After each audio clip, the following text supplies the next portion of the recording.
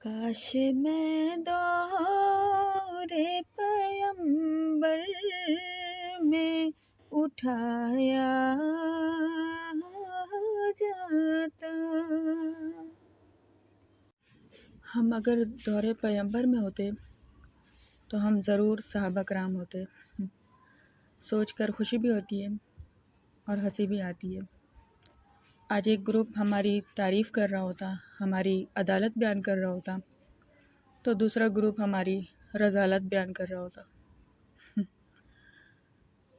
اپنی تفسیر شروع کرتے ہیں بسمہ تبارک و تعالی۔ نحمدہ ونصلی علی رسولہ الکریم۔ اعوذ باللہ من الشیطان الرجیم۔ بسم اللہ الرحمن الرحیم۔ سورہ بقرہ آیت نمبر 4۔ اعوذ باللہ من الشیطان الرجیم۔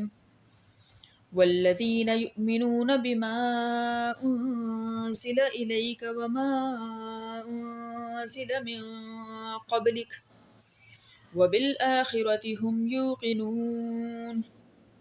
والذین، اور وہ لوگ، یؤمنون، جو ایمان لاتے ہیں، بما، اس پر، انزلہ، جو نازل کیا گیا، الیکا، آپ کی طرف، وما، اس پر بھی، انزلہ، جو نازل کیا گیا، من قبلک، آپ سے پہلے، وبالآخرۃ، اور آخرت پر، ہم، وہ، یوقنون، یقین رکھتے ہیں۔ والذین یؤمنون بما انزل الیک وما انزل من قبلک، اور وہ لوگ جو ایمان لاتے ہیں آپ پر اور آپ سے پہلے بھی جو نازل کیا گیا اس پر بھی ایمان لاتے ہیں، وبالآخرۃ ھم یوقنون، اور آخرت پر یقین رکھتے ہیں۔ وبالآخرۃ ھم یوقنون، یہ آخر کی تانیث ہے اور دار کی صفت ہے، جیسا کہ اللہ تعالیٰ نے فرمایا تلک الدار الآخرہ، یعنی یہ آخرت کا گھر ہے۔ قرآن سے فائدہ اٹھانے کی یہ چھٹی اور آخری شرط ہے۔ قرآن سے فائدہ اٹھانے سے مراد یہ کہ قرآن نے ہی آخرت کے بارے میں بتایا کہ آخرت بھی کوئی چیز ہے۔ آخرت کا عقیدہ قرآن نے دیا ہے۔ قرآن نے ہی یہ بتایا کہ آخرت میں اٹھایا جائے گا، زندہ کیا جائے گا اور سوال جواب کیا جائے گا۔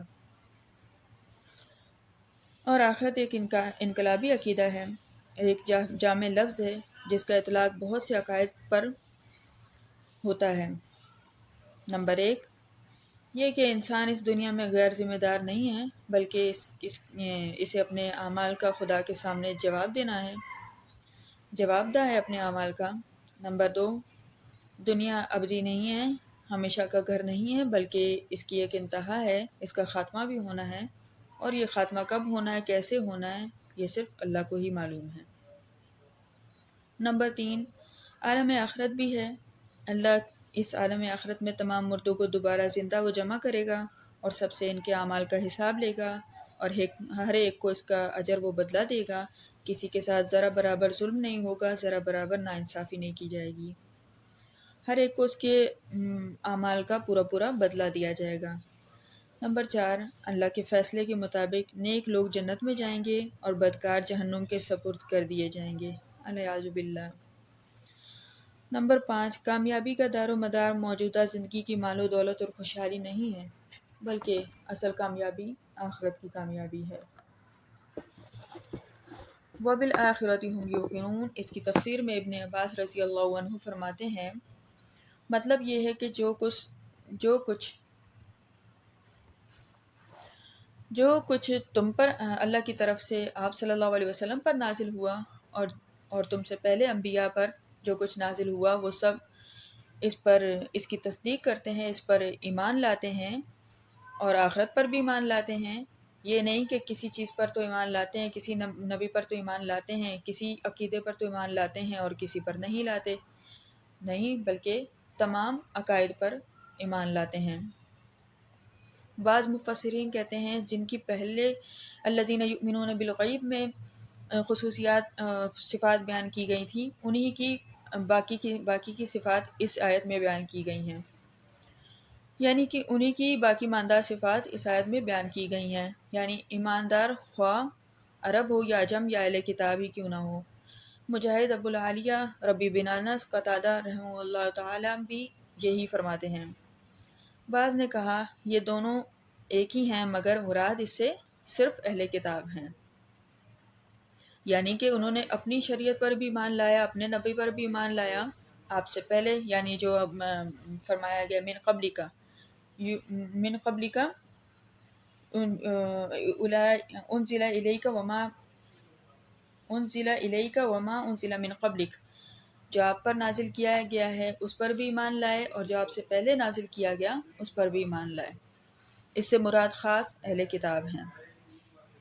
سدئی نے ابن عباس، ابن مسعود اور بعض دیگر صحابہ سے بھی یہ قول نقل کیا اور ابن جریر نے بھی اس سے اتفاق کیا ہے، اور دلیل کے طور پر آیت پیش کرتے ہیں الذین آتیناہم الکتاب من قبلہ ہم بہ یؤمنون، یعنی کہ جو ان کو کتاب دی گئی ہے اس پر بھی ایمان لائے اور جو آپ پر نازل کیا گیا اس پہ بھی ایمان لائے۔ بخاری و مسلم میں ایک روایت ہے 3 آدمیوں کو دوہرا اجر ملے گا۔ آپ صلی اللہ علیہ وسلم نے فرمایا 3 آدمیوں کو دوہرا اجر ملے گا، ایک اہل کتاب جو اپنے نبی پر بھی ایمان لائے اور مجھ پر بھی ایمان لائے، دوسرا وہ غلام جو اللہ کا بھی حق ادا کرتا ہے اور اپنے مالک کا بھی۔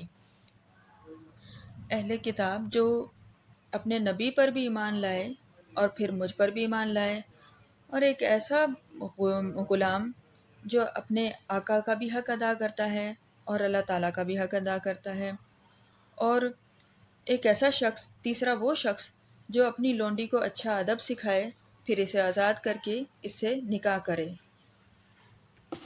اسی سے نکاح کر لے۔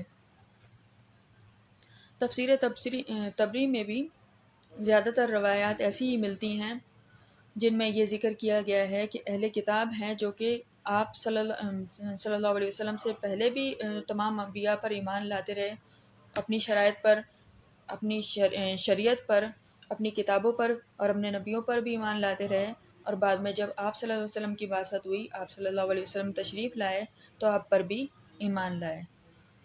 تو راجح قول یہی معلوم ہوتا ہے کہ اس سے مراد اہل کتاب ہیں جو ماقبل شرائع پر بھی ایمان لائے اور آپ صلی اللہ علیہ وسلم پر بھی ایمان لائے۔ واللہ عالم بالصواب۔ مگر یہاں اہل کتاب کی تخصیص سے یہ مراد بھی نہیں ہے کہ کوئی عام مسلمان جو ایمان لائے یا مسلمان ہی ہے اور وہ یہ کہے کہ میں ماقبل انبیاء پر جو پہلے آئے، جو جتنے بھی پہلے نبی آئے ہیں میں ان پہ ایمان نہیں لاتا یا ان کی کتابوں پر ایمان نہیں لاتا، تو اس کا مطلب یہ نہیں ہے کہ وہ مسلمان ہی کہلائے گا، وہ مسلمان نہیں ہوگا، کیونکہ ماقبل انبیاء پر ایمان لانا تمام مسلمانوں پر واجب ہے۔ آمنت باللہ و ملائکتہ و کتبہ و رسلہ، اس کی تمام کتابوں اور تمام رسولوں پر ایمان لانا ضروری ہے۔ ماقبل جتنے بھی انبیاء آئے ہیں ان پر ایمان لائے بغیر کوئی بھی مسلمان نہیں ہو سکتا، یہ جاننا ضروری ہے۔ جزاک اللہ خیرا۔